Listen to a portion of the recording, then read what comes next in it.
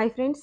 Indian economy और Indian financial system के chapter number 7 का 5वां पार्ट अब हम देखेंगे।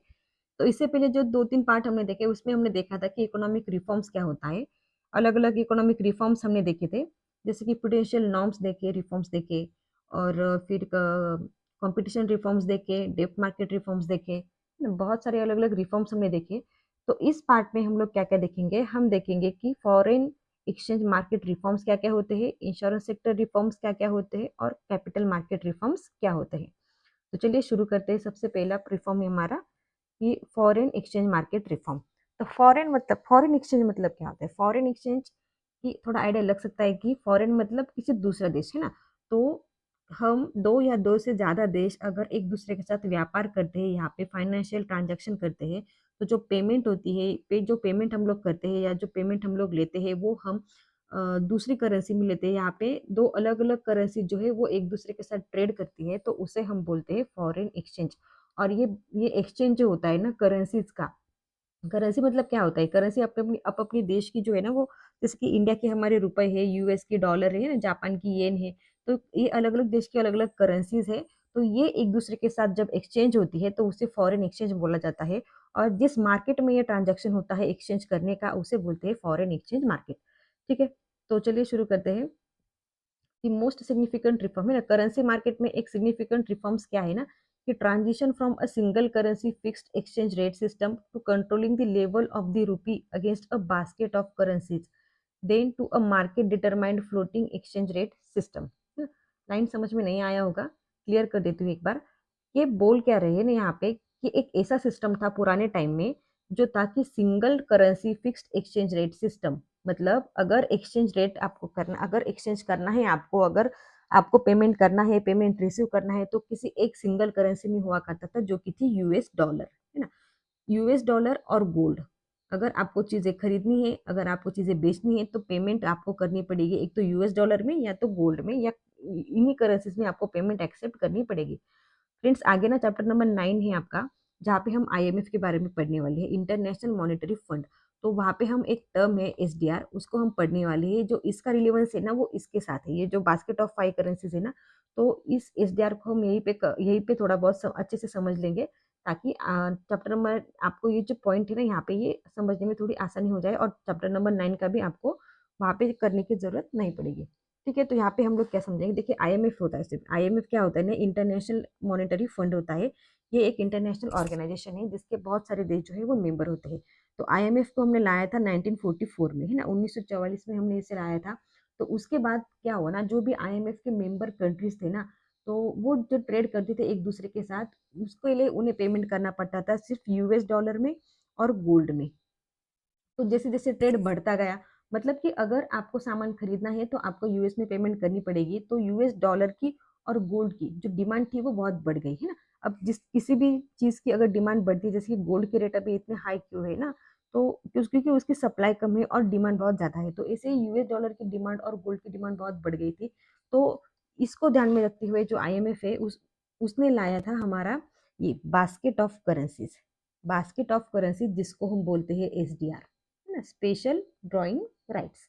ये क्या है, ये कोई करेंसी नहीं है फ्रेंड्स, है ना, ये एसडीआर क्या है, ये ना ही कोई करेंसी है, ना ही कोई गोल्ड है, या ना ही कोई आईएमएफ द्वारा क्लेम किया गया है, कोई ना ही आईएमएफ का कोई क्लेम है। ठीक है, तो एसडीआर क्या होता है ना, कि ये बास्केट ऑफ, मतलब जो इंटरनेशनल लेवल पे हमें पेमेंट करने के लिए, जहाँ पे सिर्फ हम यूएस डॉलर को कंसिडर करते थे, लेकिन अब वहाँ पे हमने 5 करेंसीज को, अब हमने ये पावर दे दिया है कि अगर आपको इंटरनेशनल किसी दूसरे देश के साथ व्यापार करना है तो आप यूएस डॉलर में पेमेंट नहीं भी करेंगे तो चलेगा। आप ये जो 5 करेंसीज़ है अलग-अलग, तो कौन-कौन सी करेंसीज़ थी?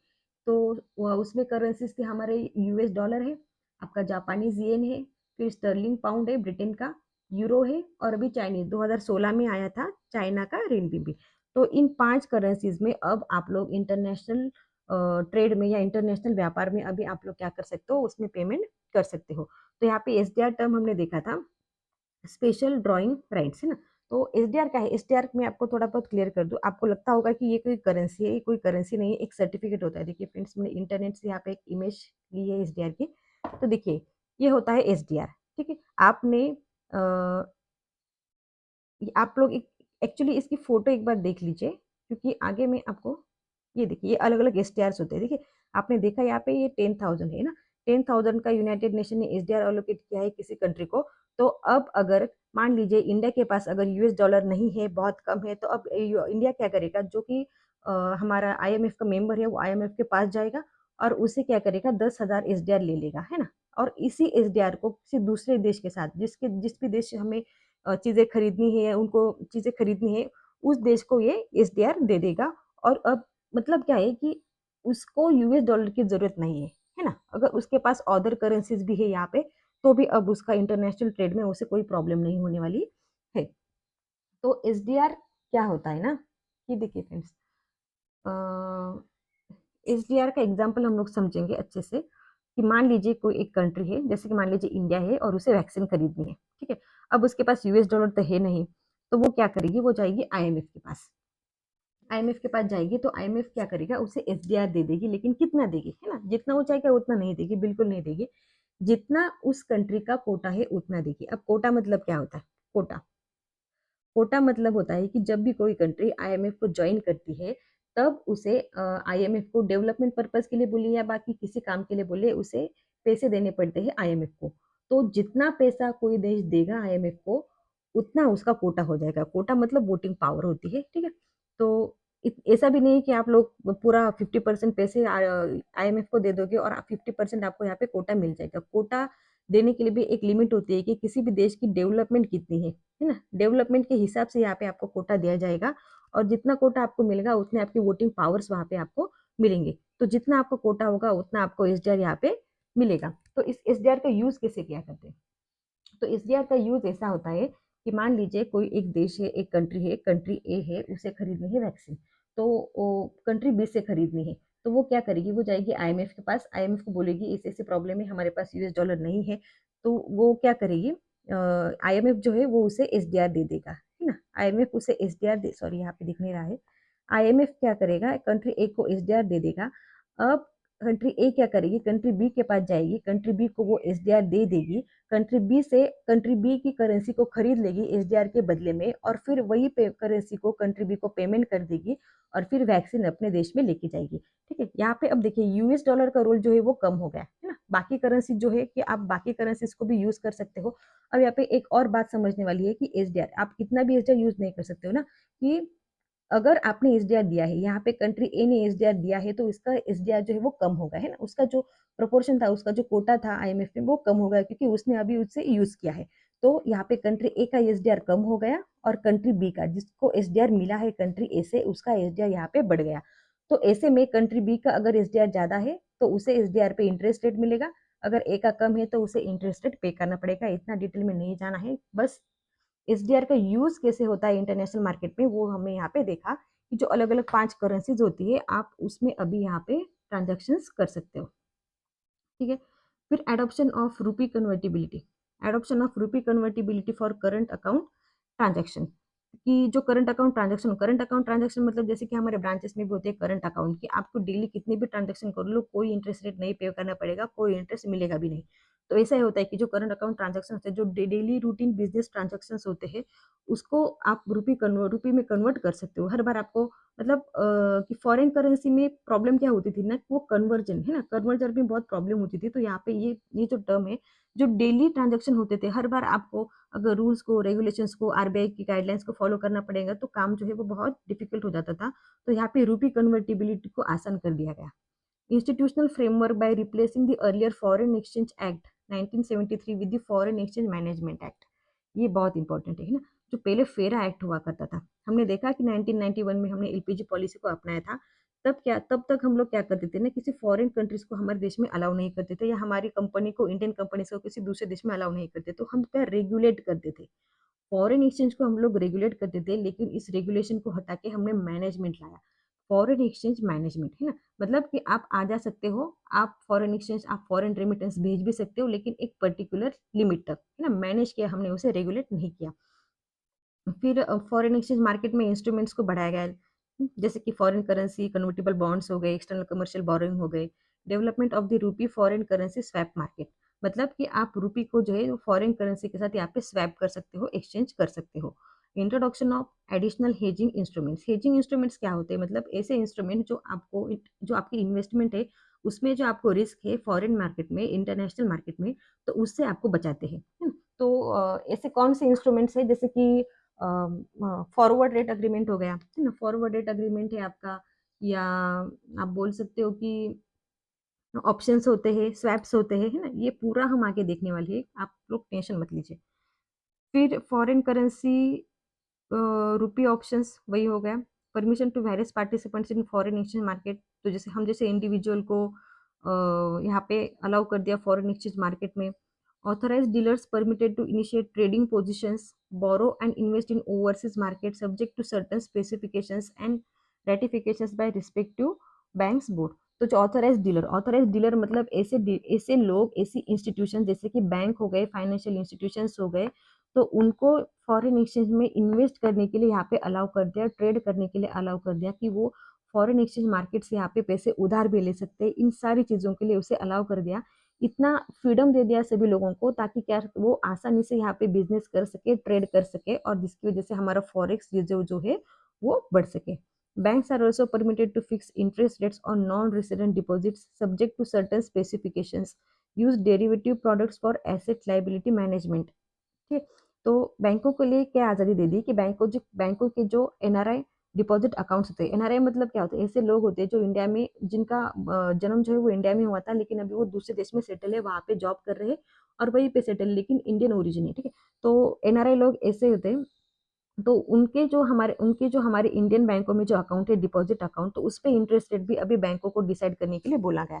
Use derivative products for asset liability management. तो एसेट लाइबिलिटी मैनेजमेंट मतलब क्या होता है? एसेट मतलब होता है आपकी पूंजी, है ना? आपके घर में आपने जमीन खरीदी, आपने सोना लिया, आपने फ्रिज लिया, ये सारे आपके एसेट है। और लाइबिलिटी मतलब आपके खर्चे होते हैं, जैसे कि आपने घर पे आपका रेंट दिया, आपने आपको पेट्रोल का खर्चा हुआ, ये सारे क्या है? आपके लाइबिलिटी है। ऐसे ही बैंकों के एसेट क्या होते हैं? जो बैंकों को प्रॉफिट जनरेट करके, जैसे कि बैंकों के लोन है ना, लोन पे जो इंटरेस्ट मिलता है वो बैंकों के एसेट हो गए। और लाइबिलिटी यानी जो एफडीज आपके पास आती है, एफडी पे हमें इंटरेस्ट रेट पे करना पड़ता है, तो वो हो गई आपकी लाइबिलिटी। तो ऐसी सिचुएशन जब एसेट जो होते हैं वो लाइबिलिटी से कम होते हैं, मतलब आपको एफडी पे इंटरेस्ट ज्यादा देना पड़ रहा है और लोन पे इंटरेस्ट आपको कम मिल रहा है, तो ऐसे में आपका जो लाइबिलिटी, जो मिसमैनेजमेंट यहाँ पे होता है, उसको मैनेज करने के लिए डेरिवेटिव प्रोडक्ट्स यहाँ पे अलाउ कर दिए गए। कौन कौन से होते हैं, कैसे होते हैं, आगे डिटेल में देखेंगे। फिर बोल रहे हैं कि fix overnight open position. Fix overnight open position limits, ये शेयर मार्केट रिलेटेड टर्म है। तो यहाँ पे क्या होता है ना फ्रेंड्स कि आप मतलब बैंक, ठीक है? आप मतलब बैंक कंसिडर कीजिए जब भी मैं आप बोलूँ। तो बैंक क्या करता है ना, दिन खत्म होने के टाइम पे ट्रेडिंग शुरू करता है। और मान लीजिए अगर उस ट्रेडिंग की सेटलमेंट प्रोसेस जो है वो बहुत लंबी है, एक वो उस पर्टिकुलर डे खत्म होने के टाइम में पूरी नहीं हो रही है, सेटलमेंट नहीं हो रहा है, तो ट्रेड जो है वो अगली डे पे सेटल होगा। तो यहाँ पे बैंक इसको बोलते हैं कि ओवरनाइट ओपन पोजीशन, मतलब कि आपने ट्रेड शुरू कर दिया लेकिन आपका ट्रेड अभी ओपन है, काम शुरू किया है लेकिन खत्म नहीं हुआ है, तो अगली दिन पे जब हम बैंक में जाएंगे तो काम पूरा करेंगे। तो यहाँ पे एक आरबीआई ने बोला है कि ओपन पोजीशन हम लोग बैंक को जो है ना वो लिमिट दे रखी है 25%, ठीक है? 25% से ज्यादा आप लोग यहाँ पे ओपन पोजीशन में नहीं रह सकते हो। फिर बोला है कि गैप लिमिट्स। गैप लिमिट वही होती है कि जितनी फॉरेन करेंसी आप कमा रहे हो उससे अगर आप लोग ज्यादा खर्च कर रहे हो तो ये तो ऐसे ही नहीं है ना, आपकी फॉरेन करेंसी के बारे में यहाँ बोले, फॉरेन करेंसी जितने आप कमा रहे हो और जितनी खर्च कर रहे हो उसके डिफरेंस को बोला जाता है गैप लिमिट।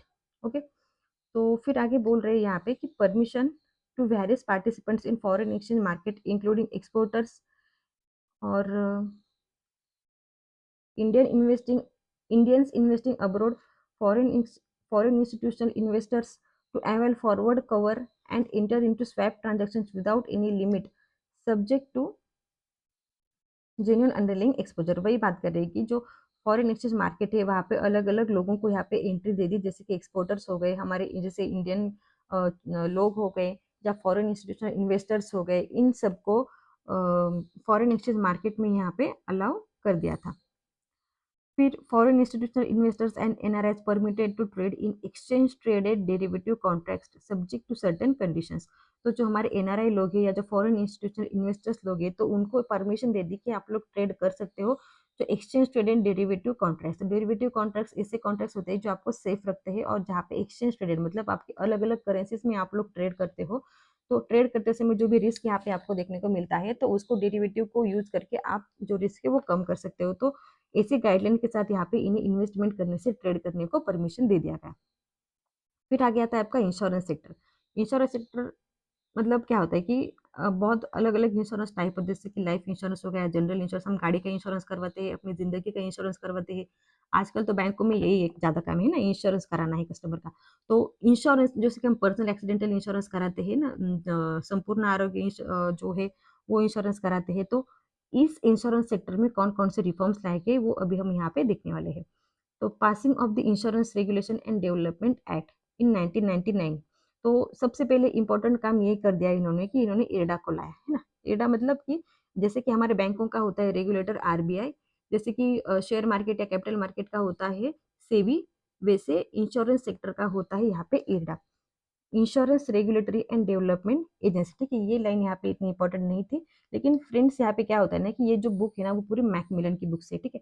तो लाइन को स्किप नहीं करना है, क्यों स्किप नहीं करना है ये भी आपको बताएंगे क्वेश्चन किस तरीके से आते हैं।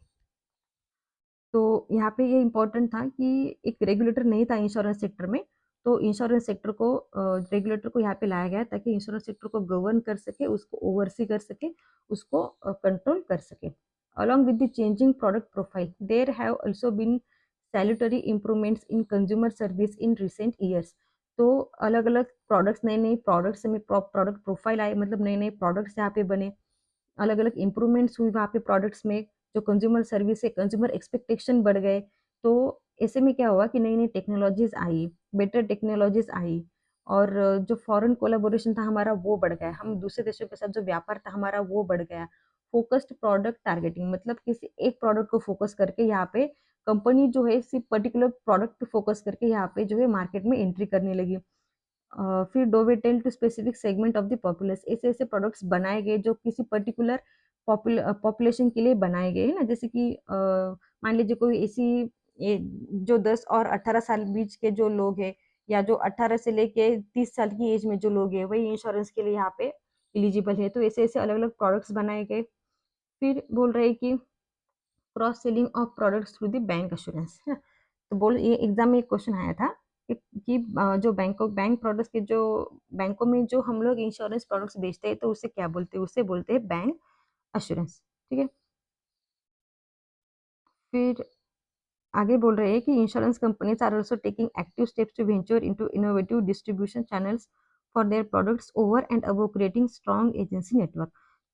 तो जो इंश्योरेंस कंपनीज है वो क्या कर रही है, अब प्रोडक्ट्स तो उसने बना लिए है, तो उसको बेचने के लिए वो अलग अलग चैनल्स को यहाँ पे अलग अलग इनोवेशन कर अलग अलग चैनल्स को यहाँ पे ढूंढ रही है ताकि उनके जो प्रोडक्ट्स है वो जो है वो लोगों तक पहुंचा सके। ठीक है। A large number of private insurance companies generally with foreign capital participation have entered the sector.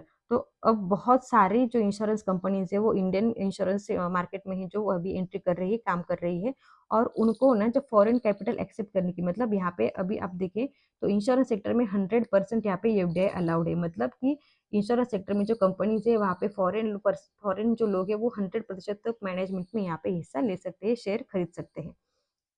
फिर आता है आपका कैपिटल मार्केट रिफॉर्म्स। तो कैपिटल मार्केट मतलब क्या होता है, कैपिटल मार्केट सबको पता है शेयर मार्केट होता है, कि the package of the reforms containing measure to liberalise, मतलब ऐसे ऐसे रिफॉर्म्स लाए गए कि कैपिटल मार्केट को लिबरलाइज कर दिया गया, रेगुलेट किया, फिर उसको एक्सपांड किया, उसको बढ़ाया गया, उसके जो इंस्ट्रूमेंट्स है वो बढ़ाए गए ताकि मार्केट इफिशियंसी बढ़े, ट्रांसपेरेंसी बढ़े, इंटीग्रेशन हो। इंटीग्रेशन मतलब एक नेशनल मार्केट्स में जो अलग अलग मार्केट्स है, कैपिटल मार्केट है, मनी मार्केट है, डेप्ट मार्केट है, तो ऐसे मार्केट एक दूसरे के साथ इंटीग्रेट करे, घुल मिल के काम करे, and preventing unfair trade practices, और जो गलत ट्रेड प्रैक्टिसेस यहाँ पे यूज कर रहे हैं वहाँ पे उनको यहाँ पे हम लोग को हमें कम करना है। फिर कैपिटल मार्केट को रेगुलेट करने के लिए सेबी को लाया गया, securities exchange board of India. Simple सा लाइन है लेकिन एग्जाम में अगर ये यस निकाल देंगे तो बन जाएगा सिक्योरिटी। तो यस को भी कंसिडर करना है कि सिक्योरिटीज है, यहाँ पे सिक्योरिटी नहीं है, securities and exchange board of India as the regulator for the capital market, जिसको 1992 में यहाँ पे बनाया गया था। तो क्यों बनाया गया था, क्योंकि रेगुलेटरी इफेक्टिवनेस, जो भी यहाँ पे शेयर मार्केट में ट्रांजेक्शन हो रहे हैं, जो कंपनीज वो शेयर बेच रही है, खरीद रही है, उनको रेगुलेट करना है अच्छे से। इनहांसिंग कॉम्पिटेटिव इन्वायरमेंट, तो जो कॉम्पिटेटिव इन्वायरमेंट बनाना है, हेल्दी कॉम्पिटिशन यहाँ पे रखना है। इलिमिनेटिंग इंफॉर्मेशन असिमेट्री, असिमेट्री मतलब क्या होता है, नहीं कि गलत इन्फॉर्मेशन है, गलत इन्फॉर्मेशन या रिपीटेड इन्फॉर्मेशन हमें नहीं रखनी है, उनको इलिमिनेट करना है, उनको खत्म करना है। डेवलपिंग मॉडर्न टेक्नोलॉजिकल इंफ्रास्ट्रक्चर, तो मॉडर्न जो शेयर खरीदते समय या जो मतलब ऐसे ऐसे रिफॉर्म्स आपको लाने हैं जो है ना काम आपका आसान कर दे। ठीक है, टेक्नोलॉजी को यहाँ पे लाना है। मिनिमाइजिंग ट्रांजैक्शन कॉस्ट है ना, अगर टेक्नोलॉजी यूज करेंगे तो अपने आप ट्रांजैक्शन कॉस्ट जो है वो कम होने वाला है। लिमिटिंग स्पेकुलेशन इन दी सिक्योरिटीज मार्केट, तो स्पेकुलेशन क्या होता है, स्पेकुलेशन मतलब आप अंदाजा लगाते हो कि हाँ आगे अगर मैं ये खरीदू, ये मैं करूंगा तो ऐसा होगा, वो करूंगा तो वैसा होगा, तो इससे थोड़ा कम करना है। ठीक है, स्पेकुलेशन की वजह से क्या होता है ना, लोग जो है वो काफी हद तक यहाँ पे ट्रेड करते हैं और वहाँ पे लॉसेस के चांसेस बहुत ज्यादा हो जाते हैं। तो इस लॉस को कम करने के लिए हमें स्पेकुलेशन को भी कम करना है। फिर कौन कौन से रिफॉर्म्स यहाँ पे लाए गए, कौन कौन से नए इंस्ट्रूमेंट्स यहाँ पे लाए गए, कि स्टॉक मार्केट में क्या क्या, the Indian stock market was open to the foreign institutional investors, मतलब क्या कि स्टॉक मार्केट मतलब क्या, जो कंपनीज के शेयर है वो हमें खरीदते हैं और बेचते हैं, तो यहाँ पे फॉरेन लोगों को, फॉरेन इंस्टीट्यूशनल इन्वेस्टर मतलब फॉरेन लोगों को यहाँ पे हमारी इंडिया की कंपनी में शेयर खरीदने के लिए अलाउ कर दिया। ठीक है, through American depository receipts and global depository receipts. अब अमेरिकन डिपॉजिटरी रिसीट्स क्या होते हैं, अमेरिका इस यहाँ पे समझेंगे।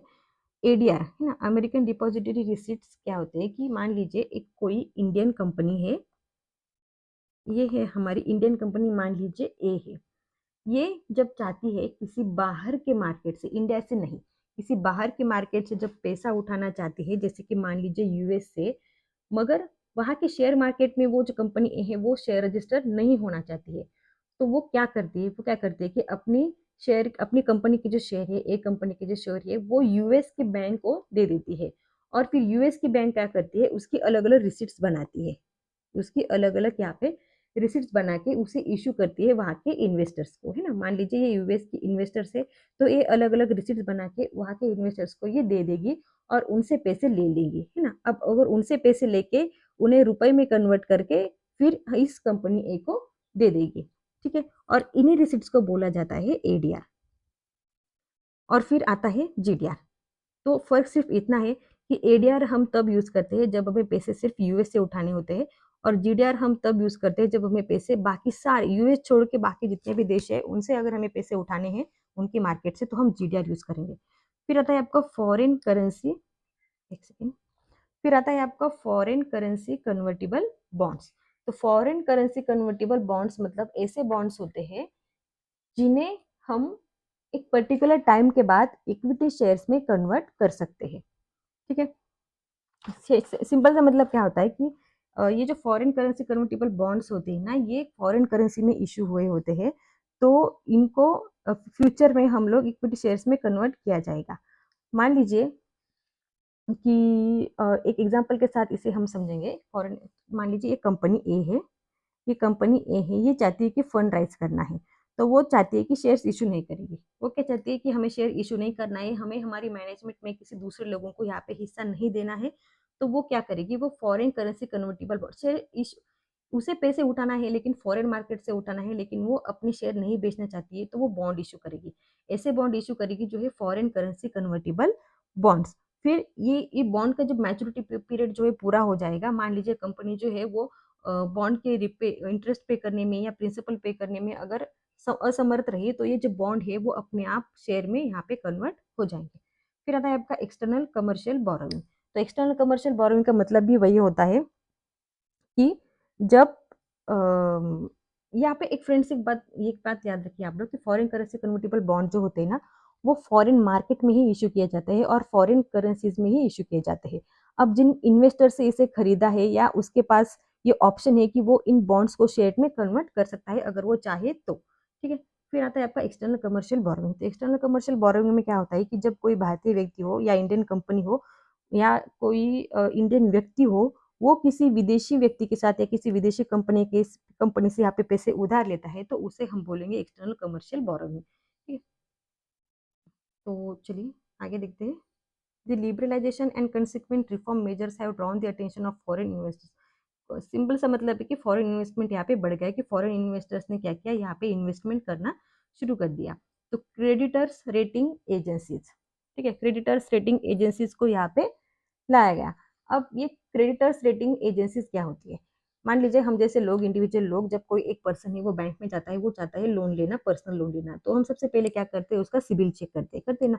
अगर सिबिल में वो एलिजिबल है, अगर उसका रेटिंग जो है वो अच्छा है, 700 से आगे है, तो हम उसको हाँ बोलते हैं। तो मान लीजिए इंडिविजुअल की क्रेडिट वर्दीनेस हमने चेक कर ली, लेकिन जो बड़ी बड़ी कंपनीज होती है, टाटा बिरला रिलायंस जैसी, तो उनकी जो क्रेडिट वर्दीनेस है, उनके जो बॉन्ड्स है, डिवेंचर्स है, शेयर्स है, उनकी जो क्रेडिट वर्दीनेस है उसे कौन चेक करेगा, है ना। तो उसे चेक करने के लिए यहाँ पे क्रेडिटर्स रेटिंग एजेंसीज को लाया गया था। तो अब क्या होगा कि जब ये रेटिंग क्या होता है, ये रेटिंग जो थे जैसे कि ट्रिपल ए मतलब कि हाईली सिक्योर है ना, मतलब यहाँ पे डिफॉल्ट के चांसेस बहुत कम है। और कुछ कुछ होते हैं जैसे डबल सी हो गए, मतलब कि बहुत ज्यादा रिस्की है। जैसे ट्रिपल बी हो गए, ट्रिपल बी मतलब मॉडरेट है, ठीक ठाक है, आप लोग यहाँ पे इन्वेस्ट कर सकते हो। तो इससे फायदा क्या होता है, इससे फायदा ये होता है कि जब कोई इन्वेस्टर चाहता है कि इस कंपनी में हमें पैसे लगाने हैं, मान लीजिए कंपनी ए है, तो वो उस क्रेडिट रेटिंग को देख के ये अंदाजा लगा सकता है कि क्या कंपनी जो है वो प्रॉफिट में है या नहीं है। और बैंकों को भी इसका ये फायदा होता है कि जब ये कंपनी जो बैंकों के पास लोन लेने जाती है, तो वो लोन लेते समय बैंकों को कैसे पता चलेगा कि ये कंपनी जो है वो अच्छी चल रही है या वो डिफॉल्ट नहीं करेगी। तो बैंक उसका क्रेडिट रेटिंग रेटिंग जो है वहां पे देखेगी। अगर उसका ट्रिपल है, अगर अच्छा रेटिंग है, तो बैंक क्या करेगी, उसे लोन दे देगी, अगर नहीं है तो लोन नहीं देगी। तो ये फायदा होता है क्रेडिट रेटिंग एजेंसीज का कि वो क्या करते हैं, कंपनीज को यहाँ पे रेटिंग देते हैं, जिसके आधार पर बैंकों को भी फायदा होता है और इन्वेस्टर्स को भी यहाँ पे फायदा होता है। फिर फिर आता है आपका मर्चेंट बैंकिंग एक्टिविटीज। तो मर्चेंट बैंकिंग मतलब क्या होता है यहाँ पे, मर्चेंट बैंकिंग जो है वो हाई नेटवर्थ लोगों को हम लोग देते हैं, जिनके पास पैसे बहुत है लेकिन टाइम नहीं है मैनेज करने के लिए। तो उनको यहाँ पे सर्विस दी जाती है, जैसे कि अंडर राइटिंग की सर्विसेज हो, उनकी जो शेयर्स है, सिक्योरिटीज है, उन्हें कैसे इश्यू करना है, उनके जो एसेट है उनको कैसे मैनेज करना है ताकि उनको ज़्यादा से ज़्यादा रिटर्न मिले, उनको पैसे कहाँ इन्वेस्ट कराना है, उनके पोर्टफोलियो को मैनेज कराना है, उनको एडवाइस देना है, उनको एडवाइजरी सर्विसेज यहाँ पे देना है। तो ऐसी अलग अलग सर्विसेज यहाँ पे उनको दी जाती है। फिर आता है आपका growing mutual fund industries, sorry, rising electronic transaction है, नेफ्ट, आरटीजीएस, यूपीआई, फोन पे, ग्रोइंग म्यूचुअल फंड इंडस्ट्रीज। तो ये जो मैंने अभी बोला ये मनी मार्केट इंस्ट्रूमेंट्स है, लेकिन कैपिटल मार्केट में ऐसे बहुत इलेक्ट्रॉनिक है, जैसे कि आप लोग ऑनलाइन शेयर खरीद सकते हो, डीमैट अकाउंट हो गया, ठीक है। फिर म्यूचुअल फंड तो सबको पता है, एस्टेब्लिशमेंट ऑफ क्लियरिंग हाउस है ना, क्लियरिंग हाउस जो कि ये तय करने की कोशिश करता है कि जो सिक्योरिटीज यहाँ पे बेची गई है, जिसने बेचा है उसके अकाउंट में पैसे आ जाने चाहिए और जिसने खरीदा है उसके डीमैट अकाउंट में सिक्योरिटीज आ जानी चाहिए। फिर आता है रोलिंग सेटलमेंट। तो रोलिंग सेटलमेंट मतलब क्या होता है, ये ट्रेड्स है जो क्या करते हैं ना, नेक्स्ट वर्किंग डे पे या नेक्स्ट बिजनेस डे पे सेटल होते हैं, T+1 पे, है T+1 पे ये सेटल होते हैं रोलिंग सेटलमेंट। मान लीजिए अगर हॉलीडेज होता है तो हॉलीडेज को भी यहाँ पे कंसिडर किया जाता है, और हॉलीडेज को यहाँ पे कंसिडर किया जाता है, और ऐसे दिन को भी यहाँ पे कंसिडर किया जाता है जो कि मान लीजिए अभी छुट्टी है, या उस किसी पर्टिकुलर डे में अगर मार्केट क्लोज है तो उस डे को कंसिडर करके यहाँ पे T+1 में सेटलमेंट यहाँ पे होती है। फिर इन्वेस्टर्स प्रोटेक्शन है ना, यहाँ पे अलग अलग नॉर्म्स बनाए गए, जैसे कि कंपनीज के लिए कि जैसे कि आपको आपकी जो इन्वेस्टमेंट है उसे एक्सपोज करना पड़ेगा, आपके जो शेयर है आपने कितना यहाँ पे रिडीम कर रखा है उसको आपको एक एक्सपोज करना पड़ेगा, ताकि इन्वेस्टर्स को एक रियल पिक्चर कंपनी के बारे में यहाँ देखने को मिले और वो अच्छे से स्टडी करके कंपनी में पैसे लगाए। ग्रोथ ऑफ डेरिवेटिव है ना, डेरिवेटिव प्रोडक्ट्स ऐसे प्रोडक्ट्स होते हैं जो आपको रिस्क से बचाते हैं, जैसे कि फॉरवर्ड रेटिंग हो गया, फॉरवर्ड ट्रेड हो गया, या स्वैप्स हो गए, ऑप्शंस हो गए, कमोडिटी ट्रेडिंग है ना, जैसे कि शेयर ट्रेडिंग होते हैं, शेयर बेचते हैं हम एक दूसरे को, वैसे भी कमोडिटी ट्रेडिंग होता है। कमोडिटी ट्रेडिंग मतलब क्या होता है, यहाँ पे शेयर की नहीं, यहाँ पे जो रॉ मटेरियल्स होता है या जो प्राइमरी गुड्स होता है, जैसे कि गोल्ड हो गया, सोना हो गया, कच्चा तेल हो गया, जो मेटल्स हो गए, उनको बाय और सेल किया जाता है, एक्सचेंज किया जाता है। आईपीओ सबको पता है, आईपीओ इनिशियल पब्लिक ऑफरिंग होती है, जब भी कोई कंपनी पहली बार अपने शेयर जो है वो मार्केट में लाती है तो उसे आईपीओ बोलते हैं। और आईपीओ ग्रेडिंग मतलब वही कि यहाँ पे जो क्रेडिट रेटिंग एजेंसीज होती है वो कंपनी को उसके फंडामेंटल को कंसिडर करके, मतलब कि क्या वो फाइनेंशियल हेल्थ उसकी अच्छी है, क्या वो डेवलपमेंट पर्पज से अच्छी है, तो इन सारे चीजों को कंसिडर करके उसे ग्रेड देती है। Migration of mutual funds from the commission based system to the free based system. तो माइग्रेशन म्यूचुअल फंड जो पहले कमीशन बेस्ड था, अब उसे फ्री बेस्ड कर दिया है। लेकिन कुछ कुछ म्यूचुअल फंड ऐसे होते हैं जो अभी भी कमीशन लेते हैं, है ना? हमने जब आप अगर आप एसआईपी करते होगे तो आपको पता होगा कि जितने यूनिट्स जितने पैसे आप लगाते हो उसमें से कम पैसों में आपको यहाँ पे यूनिट्स, सॉरी, ज़्यादा पैसों में आपको यहाँ पे यूनिट्स मिल जाते हैं। फिर मार्जिन ट्रेडिंग, ये सारे क्या है, ये अलग अलग रिफॉर्म्स है जो कि कैपिटल मार्केट में यहाँ पे लाए गए। ठीक है फ्रेंड्स, तो यहाँ पे एक क्विक रिवीजन कर लेंगे हम लोग जल्दी से। तो फॉरेन एक्सचेंज मार्केट में हमने देखा कि सबसे इम्पोर्टेंट रिफॉर्म क्या था कि जो यूएस डॉलर भी एक जो सिंगल करेंसी थी यूएस डॉलर, अब उस पे हम लोग डिपेंड नहीं रहते थे। हमने क्या किया, 5 अलग अलग करेंसीज को यहाँ पे एंट्री दे दी अब, और उन 5 करेंसीज को यूज करके एसडीआर बनाया, और उसको यूज करके अब हम लोग क्या कर रहे थे ना, जो ट्रेड व्यापार वो कर रहे थे।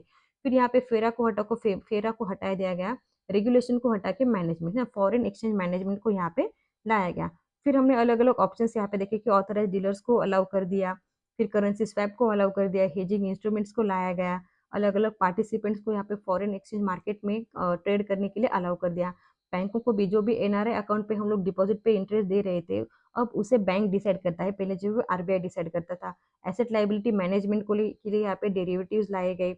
जो फिक्स ओवरनेट ओपन पोजीशन थी उस पर लिमिट लगाया गया, जो गैप था उस पर लिमिट लगाया, जो फॉरेन करेंसी आप लोग कमा रहे हो और जो खर्च कर रहे हो उस पर यहाँ पे लिमिट लगाया गया। अलग अलग पार्टिसिपेंट को, जैसे कि हम जैसे लोग हुए, एक्सपोर्टर्स हो गए, फॉरेन इंस्टीट्यूशनल इन्वेस्टर्स हो गए, इनको भी यहाँ पे फॉरेन एक्सचेंज मार्केट में परमिशन दे दी कि आप लोग यहाँ पे आ सकते हो, ट्रेड कर सकते हो। फिर इंश्योरेंस सेक्टर में इंपॉर्टेंट था कि इंश्योरेंस सेक्टर में आज तो कोई रेगुलेटर नहीं था, तो उसके लिए insurance regulatory and development agency, उनका जो रेगुलेटर है उसे लाया गया।